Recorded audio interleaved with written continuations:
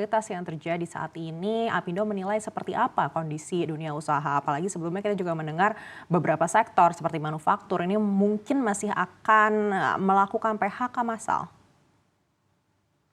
Ya, saya kira pertama ya tentu dalam kondisi yang ketidakpastian semacam ini, pelaku usaha tidak akan melakukan tindakan-tindakan yang agresif. Ya. Mereka akan cenderung melihat perkembangan baru kemudian mengambil keputusan. Ya. Apalagi persoalan resesi di Amerika itu kan bukan itu saja ya yang menjadi pertimbangan, tetapi situasi geopolitik global itu juga terutama di Timur Tengah ini kan banyak memberikan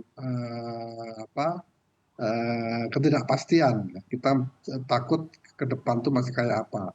Di samping tentu akan mempengaruhi sistem logistik, sistem perdagangan dan lain-lain. Dan bagi manufacturing, memang manufacturing ini kan terjadi deindustrialisasi ya dulu dalam sektor manufacturing itu bisa mencapai 29% dari GDP ya. Sekarang ini turun sekitar 18%. Jadi ada proses yang penurunan dan ini kelihatannya kan memang banyak masalah ya, terutama belakangan ini dihadapi misalnya uh,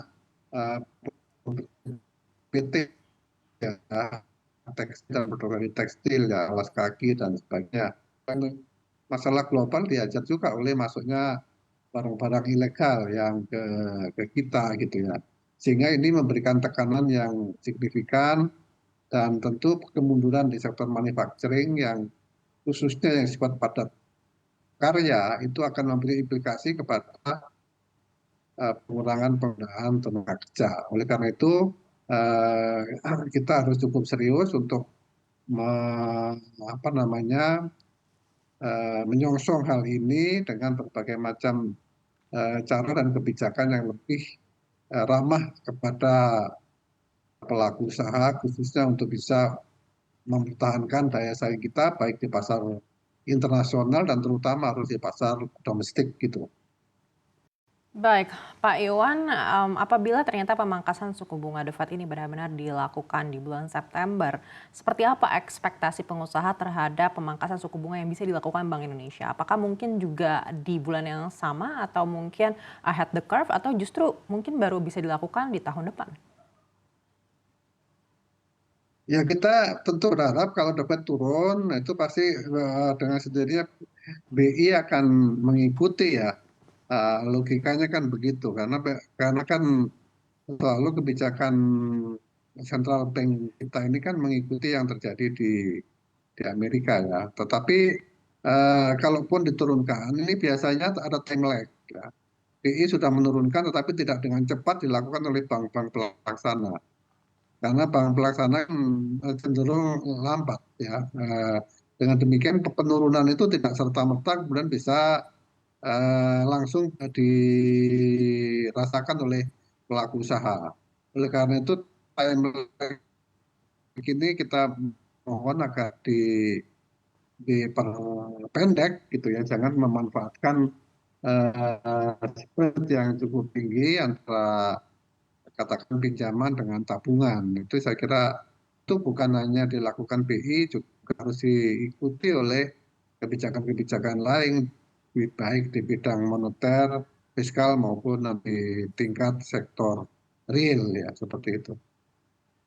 Baik, lalu selain kebijakan moneter pemangkasan suku bunga, kebijakan apa lagi yang mungkin diharapkan pemerintah bisa dilakukan oleh Bank Indonesia untuk membuat iklim berusaha ini lebih ramah?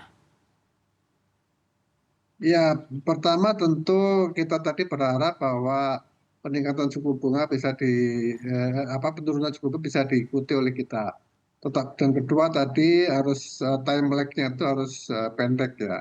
Tetapi sebenarnya untuk memberikan eh, situasi yang baik bagi pelaku usaha tidak cukup hanya dengan Bank Indonesia, tetapi juga harus diikuti oleh kebijakan fiskal maupun sektorial. Ya. Kebijakan fiskal terutama eh, pajak itu eh, apa namanya pengejarannya jangan over gitu ya. Sekarang kan ada PPN, kemudian yang muncul baru-baru ini cukai. Cukai tembakau misalnya dikenakan cukai yang kemudian ada sekarang selain tembakau ada lagi makanan yang mengandung gula, yang mengandung lemak, mengandung garam mau dicukai. Ini semua memberikan apa namanya kehebohan tersendiri bagi pelaku usaha, semuanya terkejut-kejut dengan karena semua itu pada akhirnya adalah berimplikasi kepada efisiensi karena semua kan apa namanya dilakukan melalui biaya, terjadi peningkatan biaya. Oleh karena itu beban-beban biaya yang berasal dari pajak ini seyogianya diturunkan ya. PPN juga dinaikkan, belum lagi itu jalan ikuti yang lain. Nah, yang lain tentu adalah faktor-faktor yang menyebabkan peningkatan biaya lain, terutama di sektor real. Terus terang sampai sekarang ini walaupun kita ada Undang-Undang Cipta Kerja, tapi prakteknya perizinan itu tidak seindah sebagaimana diharapkan oleh eh, Cipta Kerja. Peraturan banyak di lapangan, kemudian antar KL itu juga belum ada koordinasi yang baik, ya satu mengeluarkan undang-undang, yang lain merasa tidak dilibatkan, dan seterusnya. Kemudian antara pemerintah pusat dengan pemerintah daerah juga belum tune in, yang pusat menginginkan kemudahan, yang merasa kewenangannya diambil, dan dia menciptakan apa namanya ketentuan-ketentuan baru yang menyulitkan bagi kita.